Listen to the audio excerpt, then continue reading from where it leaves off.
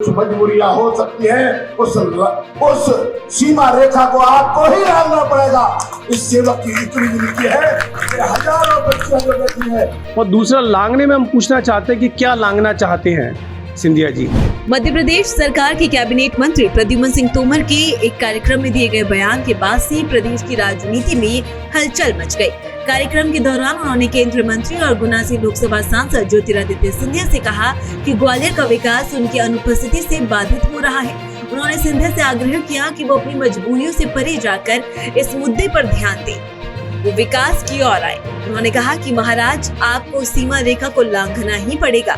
हम आपकी पीड़ा और दर्द को समझते हैं। ग्वालियर के विजयराजे सिंधिया कन्या विद्यालय में आयोजित इस कार्यक्रम में बीजेपी के कई नेता और सिंधिया समर्थक मौजूद थे।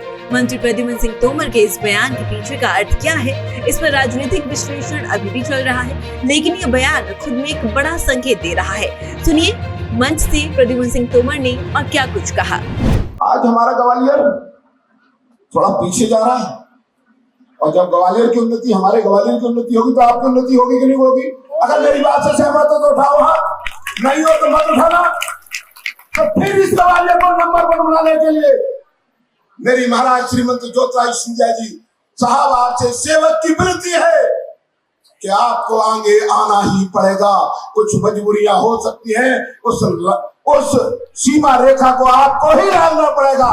प्रदेश के ऊर्जा मंत्री प्रद्युम्न सिंह तोमर ने अपने भाषण में ये भी कहा कि 1956 के बाद ग्वालियर का विकास अपेक्षित गति से नहीं हुआ है, जबकि सरकार क्षेत्र को नई ऊंचाइयों पर ले जाने की बात कर रही है। हालांकि ग्वालियर से वर्तमान लोकसभा सांसद बीजेपी के भारत सिंह कुशवाहा है, फिर भी सिंधिया से लगातार ग्वालियर के विकास की चिंता करने की अपील की जा रही है। अब सवाल ये उठ रहा है कि मंत्री प्रद्युम्न सिंह तोमर सीमा लांघने से क्या संकेत देना चाहते हैं? क्या वो चाहते हैं कि ज्योतिरादित्य सिंधिया गुना छोड़कर ग्वालियर की राजनीति करे, या मंत्री तोमर को अपनी ही पार्टी के सांसद भारत सिंह कुशवाहा की क्षमता पर भरोसा नहीं है? मैंने ये कहा है श्रीमती ज्योतिरादित्य सिंधिया जी से कि ग्वालियर में पुनः उद्योग स्थापित हो तेजी के साथ। उसके लिए आप देश के यशस्वी प्रधानमंत्री माननीय नरेंद्र मोदी जी से, प्रदेश के यशस्वी मुख्यमंत्री डॉक्टर मोहन यादव से मिल करके हम लोगों को भी ले चलें, और ग्वालियर को भी पुनः औद्योगिक नगरी बनाने के लिए हमें काम करना है। और मैंने कहा है कि जरूरत पड़ेगी तो नहीं तो मैं आपके दरवाजे बैठूंगा।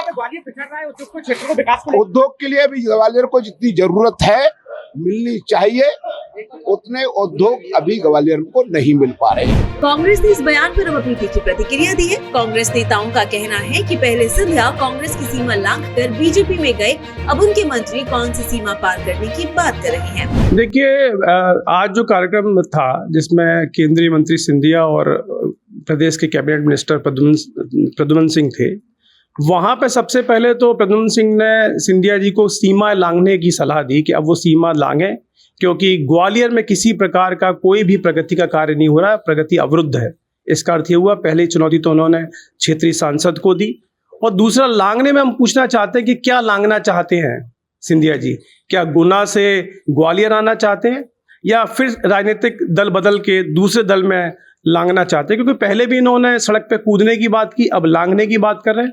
एक और महत्वपूर्ण बात यह है कि एक कैबिनेट मिनिस्टर किसी भी सरकार का, किसी प्रादेशिक सरकार का, वो प्रजातंत्र को चुनौती देके और राजतंत्र की तारीफ करता है, सिंधिया परिवार की तारीफ करता है और प्रजातंत्र को पूर्ण रूप से चुनौती देता है कि किसी प्रकार की कोई तरक्की नहीं हुई। तो मुझे लगता है ये एक संवैधानिक व्यवस्था को चुनौती है, एक प्रजातांत्रिक जो हमारी व्यवस्था है भारतवर्ष, भारतीय गणराज्य में, उसको चुनौती है। और सबसे बड़ी बात तो यह है कि भारतीय जनता पार्टी के खुद के स्वयं के यदि कैबिनेट मिनिस्टर इस बात को स्वीकार कर रहे हैं कि ग्वालियर चंबल में कोई प्रगति नहीं हो रही, प्रगति अवरुद्ध है, तो आप समझ सकते हैं कि सरकार पूर्ण रूप से फेल है, अराजक है। और मुख्यमंत्री को उन्होंने चुनौती दी, साथ ही साथ जो स्थापित भारतीय जनता पार्टी उसको चुनौती दी। और मुझे लगता है कि बहुत ही जल्दी बड़ी दरार जो है भारतीय जनता पार्टी में देखने को मिलेगी। इस बयान के बाद से चर्चा भी जोरों पर है कि ग्वालियर से सांसद भारत सिंह कुशवाहा सिंधिया के कार्यक्रमों से दूरी क्यों बनाए रखते हैं। सूत्रों की माने तो ग्वालियर में सिंधिया और बीजेपी सांसद भारत सिंह कुशवाहा के बीच सियासी तनातनी बनी हुई है। ये मतभेद तब खुलकर सामने आया जब जीवाजी राव सिंधिया की मूर्ति स्थापना कार्यक्रम में स्थानीय सांसद को आमंत्रित नहीं किया गया। बीजेपी की परंपरा के अनुसार प्रत्येक सांसद अपने संसदीय क्षेत्र के विकास पर ध्यान केंद्रित करता है। लेकिन सिंधिया के समर्थक उन्हें ग्वालियर की जिम्मेदारी सौंपना चाहते हैं। ऐसे में ये देखना दिलचस्प होगा कि सियासी खींचतान का आगे क्या परिणाम निकलता है। भारतीय जनता पार्टी में अब अंतर्कलह सामने आने लगा है। यही बड़ी वजह है कि अब जो मंत्री हैं वो भी खुले मंचों से कहीं ना कहीं जो पार्टी में अंतर्कलह है उसे उजागर करते हुए दिखाई दे रहे हैं। ऐसे में चाहे बात सागर जिले की करें, जहां गोविंद सिंह राजपूत और भूपेंद्र सिंह के बीच बयानबाजियों को लेकर पहले भी इस तरह के वीडियो सामने आए हैं, वहीं ग्वालियर में एक कार्यक्रम के दौरान प्रदेश के ऊर्जा मंत्री प्रद्युम्न सिंह ने सिंधिया के कार्यक्रम के दौरान उन्होंने मंच से कहा कि सिंधिया जी, आपको ग्वालियर के विकास के लिए आना होगा और जो भी पीड़ा आपके मन में है उसे भूलते हुए आपको कहीं ना कहीं जो एलओसी है उसको लांघना होगा। अपनी सीमाओं को लांघ करके आपको ग्वालियर में विकास कराना होगा। आप अगर विकास नहीं कराते हैं तो कहीं ना कहीं ग्वालियर पे चढ़ रहा है और जो युवा है जो रोजगार के लिए भटक रहे हैं उनके लिए आपको इस ग्वालियर के विकास में महती अपनी जो है जिम्मेदारी संभालनी होगी।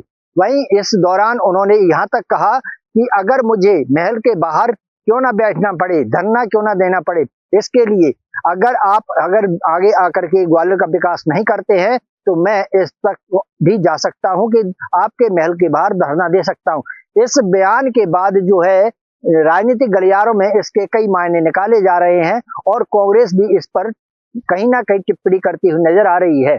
और कांग्रेस का कहना है कि जो कुनबा बड़ा हुआ है उसमें कहीं ना कहीं अवंतर कलह जो है वो निकलकर सामने आने लगा है और इस तरह के बयान अब जो है खुलकर देने लगे हैं। जबकि भारतीय जनता पार्टी का संगठन हमेशा कहता रहा है कि हमारी पार्टी हमेशा अनुशासन संगठन के आधार पर चलती है, लेकिन वहीं इस तरह के बयान आने से राजनीतिक गलियारों में चर्चा का विषय बन गई है। मनोज चौबे, भारत एक्सप्रेस, ग्वालियर।